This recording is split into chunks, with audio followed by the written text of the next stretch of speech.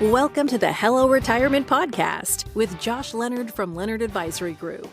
In this podcast, we help those nearing retirement greet it with a well-prepared smile.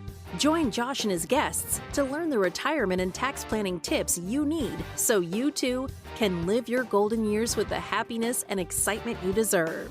Hear stories from his years of experience to help you transition into a fun and intentional retirement. Now, on to the show. Welcome to Hello Retirement with your host, Josh Leonard, where we talk about transitioning into retirement with intent. I'm Wendy McConnell. Well, what have you got in store for me this week, Josh? Come on, give it to me. All right. Well, this week, Wendy, we're going to be talking about some tax saving opportunities to take advantage before the year ends. But, I want to talk about something completely different right away because that's always a more fun thing to do. Let's have fun. Yeah, let's have fun. Let's talk about fun stuff before we talk about taxes. So as many of you listeners know, I'm going to be training, or I am training for a half Ironman here in Southwest Michigan. Crazy man. Part of that is just endurance sports, doing the same thing for a really long period of time. I was riding my bike recently, and on my long bike rides, I always try to ride by the beach. We have some great views here of Lake Michigan, some sand dunes and that kind of stuff. So I like to take advantage of that. And one of my favorite beaches here at Gene Clock Park, I was riding through, and the sand this time of the year, and sometimes in the summer too, blows over the road. So we get a lot of sand on the road. And Wendy, as a kid, did you ever take your bike full speed and ride into sand? Yeah, I can picture that. So I must have done it at some point. Yeah. Is it a stable experience? No. No, the bike kind of just squiggles and you kind of lose control. It's doesn't kind of like on snow. Yeah. Yep. Sand similar. and snow are very similar. Yeah, I think so too. So it's that fine granular, you kind of lose control here. So I was riding by Gene Clock Beach and there was sand all over the road. So I had that feeling of fear, and I noticed I was just staring at the sand the whole time, trying to find spots in the road where there was a little bit less and trying not to turn quickly or anything so that I didn't fall and hurt myself, and made it through. And I was riding a little bit further down, and I thought, oh my gosh, I took the scenic route, but didn't even look at the lake. The whole time I was riding by the lake, I was so worried about falling that I didn't take a chance to take a breath and look out at the lake. I had no clue if there was big waves, little waves, what it looked like at all. And I thought, that's a great thing. Like this year, we have some challenging times this year, but there's also some opportunities in there. So today we'll talk about some of those tax planning opportunities. Well, let me just ask you more about as an Ironman in training.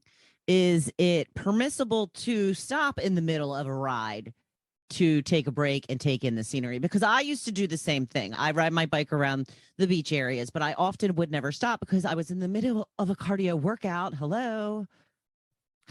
I'm of the mindset that my goal is to finish, not be the fastest. I'm not trying to win. My objective is to finish. So by all means, if I need to take a break, I can. Now, that being said, as I progress in my training, there are certain target heart rates and things that you're going for on each workout. So some of those I won't. But I also want to have fun with this. It's not so strict that I have to do everything exactly this way. So I think prior to our recording, Wendy, I shared a few pictures with you. That was from a later bike ride where I strategically stopped to take in the sights and sort of capture the imagery there. So very beautiful. It is not that strict.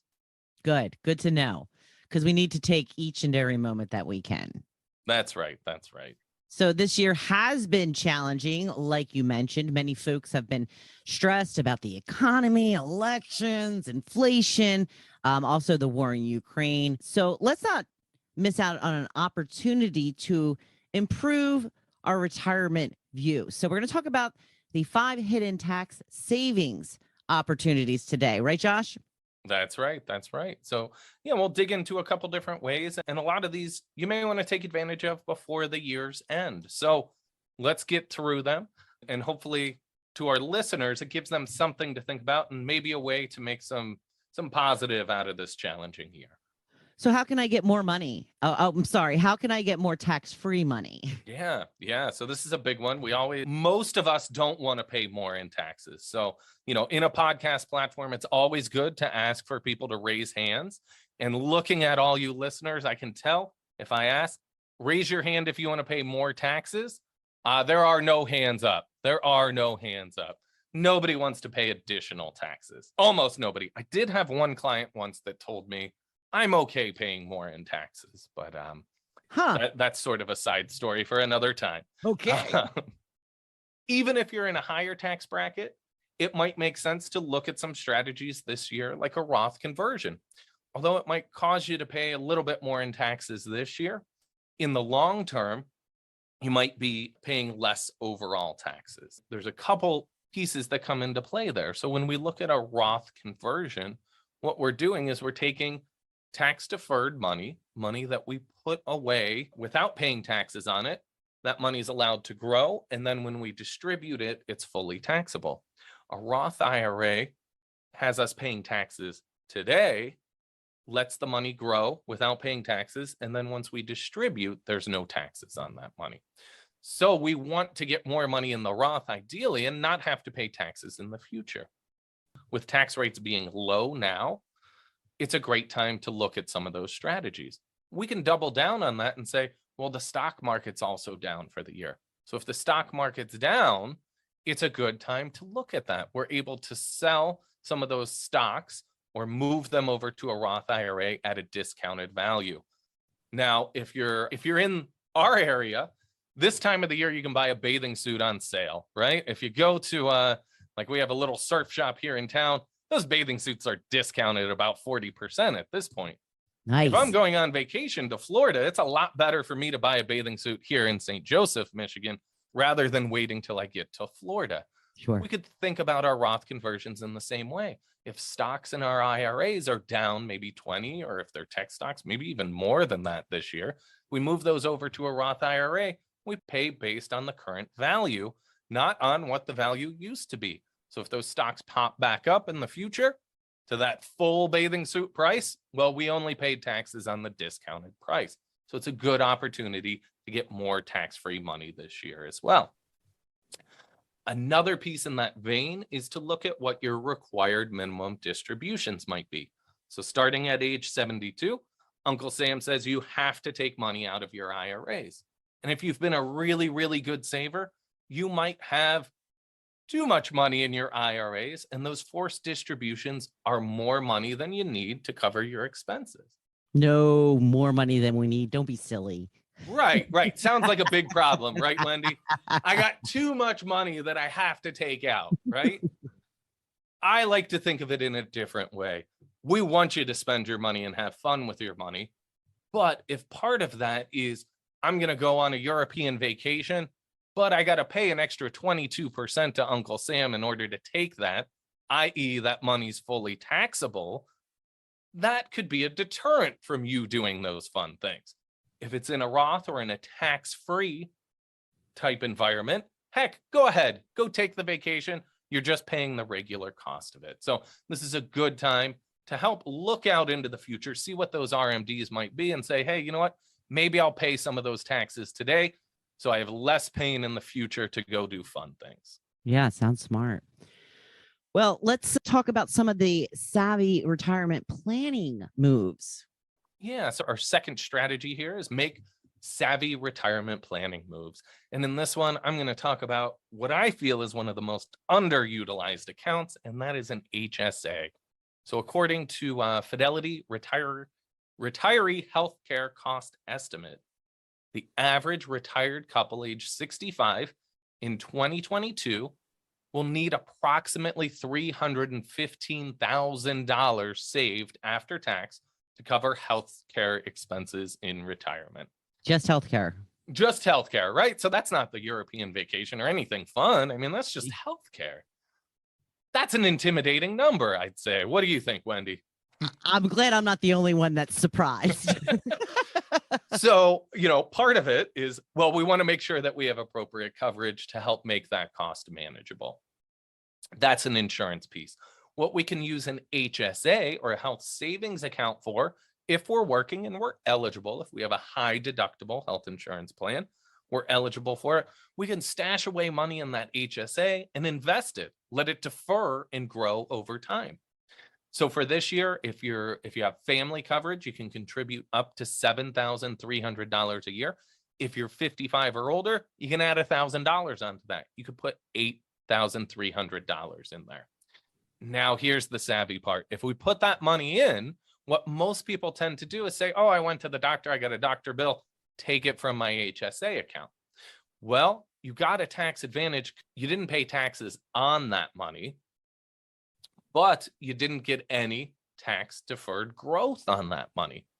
If you simply save the receipt, pay out of pocket for that health expense, and let the money grow over time, you could take that money out in the future using that receipt as collateral. So let's run through a situation here. Let's say you contribute $7,000 into an HSA account. You let it grow at 7% for 7 years, right? 777, that's an easy thing to remember. At the end of that time, you would have $4,200 in interest. So your $7,000 would still be there, $4,200 in interest. Let's say that over that 7-year time period, you had healthcare costs of, let's say, $4,200 over that time period. You could pull that money out using those receipts as collateral, and maybe you need that money for a car down payment or something else in your life. That is a non-taxable event. So by making this savvy retirement move, you have another place to pull some tax-free money out in retirement or in the future. Let's talk about being charitable, Josh. Yeah. So if you've overcome the hurdle of $315,000 in healthcare expenses, Right. let's give our money away, right? And I say that tongue in cheek. Hopefully, we don't all incur $315,000 in healthcare expenses, but we do want to plan for those kind of things. We also want to make sure that we're being charitable and helping out. If we're being charitable, let's do it in a tax efficient manner. With standard deductions going up with recent tax changes, many people are not giving quite as much because they're unable to deduct it above the standard deduction. We would see that as a disincentive. If you're age 72 and required to take those required minimum distributions from your IRA, we can avoid taxation on that money if we send it direct to charity. So if you're regularly giving to the church or certain charities in your community, stop giving them cash or check out of pocket. Let's take it from your IRA and send it direct to the charity. That enables you to avoid taxation on that portion of money. We're also able to start taking advantage of this strategy called a QCD, or qualified charitable distribution, starting at age 70 and a half. So even if you're not forced to take that money out yet, you could still give from your IRA direct to that charity and avoid taxation on that money. So Wendy, the big differentiator here with a qualified charitable distribution is sending the money directly to charity. That is a key point that we don't want to miss. If you take that IRA distribution, put it in your pocket, and then write the check out, that is a regular deduction. So that has to be up and above the standard deduction. This is a key point often missed and completely eliminates the benefit of a qualified charitable distribution. Making big time money moves. Let's talk about that. Let's do it. So this is one, if we're making big moves, let's try to bundle things up together. Let's bundle up charitable giving with maybe tax deductions, things like that. So we want to coordinate a plan all together. For some of you listeners, you might have the ability to pay property taxes for 2023 in the tax year 2022. That enables you to bundle those together and hopefully get above that standard deduction. The trick here is it must be billed in 2022. You can't just write a check out if you don't have a bill to collateralize it. So that is one. We want to bundle that together. Another thing that we've talked about on a couple podcasts now is a donor advised fund. If you have a big tax year, you could look at making a substantial donation to a donor advised fund. And again, listeners, this we can think of as a charitable savings account that we can give over time. We don't have to give all the money away this year, but we still get the deduction this year. So if you have a big tax year, maybe you had a large bonus paid at the beginning of the year or something like that, that's pushing you up into a higher tax bracket, you could look at making a substantial donation to a donor advised fund and then use that money to give out over time. You don't have to give it all in one year. Maybe you go back and say, hey, Josh, that tax-free money from point one sounded really good. I want to get more money in my Roth IRA. So maybe you look at a Roth conversion. Well, just like wine and cheese, we can pair those two together to help control your tax bracket. So make more taxes for us with the Roth conversion and help reduce them down with a donor advised fund. So the fourth tip there is just to bundle all those deductions together. I just love that word bundle. I like the wine and cheese. That sounded good to me, Wendy. Yeah, I'll go with that as well. All right, let's talk about maximizing the current tax discounts. That's right. That's right. So one thing that I think a lot of people are overlooking is the tax cuts that we were given under our last president do expire in 2025. So in 2026, our tax brackets will revert to the prior tax brackets. So to me, that's a discount now. And when things are discounted, that's a great time to buy, right? So in this scenario, at this point, we want to have a little bit more in taxable dollars if they're taxed at a lower rate. Part of that strategy that we look at with many clients is maxing out your tax brackets. So if we look at our current system now, we have a 12% tax bracket. Once you exceed that tax bracket, it goes up to 22. Once you go up to 22%, for every dollar you take out, you're given 10 cents more of that dollar to Uncle Sam than you were in the 12% tax bracket. So if you do a tax projection for this year, let's say you're in retirement, you got some good tax-free funds, and you're able to stay in that 12% tax bracket, but you have, let's say, $5,000 or $6,000 left in that tax bracket before you jump up to 22%, that might be a good targeted amount to move over to a Roth IRA or do another tax move. We see sometimes with recent retirees that they're spending savings, or maybe they had some bonus money that was paid out or a severance package. And in that first year of retirement, they're living off of savings. So they might not have any taxable income. Well, then we certainly want to fill up that 0% tax bracket. If we are under that standard deduction, what we can do is we can do a Roth conversion and pay taxes on that money at the tax bracket we're falling into. But if it's a 0% taxation rate, we're able to take fully taxable money and move it over to a tax-free bucket. That is a very savvy retirement move. Sure sounds like it. Yep. Now, you actually have a special offer coming? We do. So I know that I talked about a lot of details, ages, QCDs, DAFs, all these letters, RMDs, and it can get so confusing. Confused. It's like alphabet cereal. And for us in the industry, it's easy to follow along. Maybe some of this resided with you as we talked through and thought, oh, Josh mentioned this. I don't really know what that means, but I'd like to learn more. One great way to learn more is a digital guide that we put together, 5 Hidden Tax Opportunities, that covers much of the information we covered today. There'll be a link for you to download that guide in the show notes, so go ahead and do that. Furthermore, if you say, Josh, you talked about a lot of things and I have a big tax year, maybe I just need to talk to you about bundling some things together and really taking advantage of the current tax discounts. On that same page, you can request an appointment with me as well, if you so choose. Okay.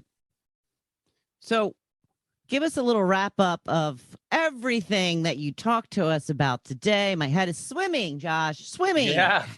Yeah, we certainly covered a lot of details. So just high level, the 5 strategies that we talked about today is get more money in tax-free money. So there we're looking at Roth conversions.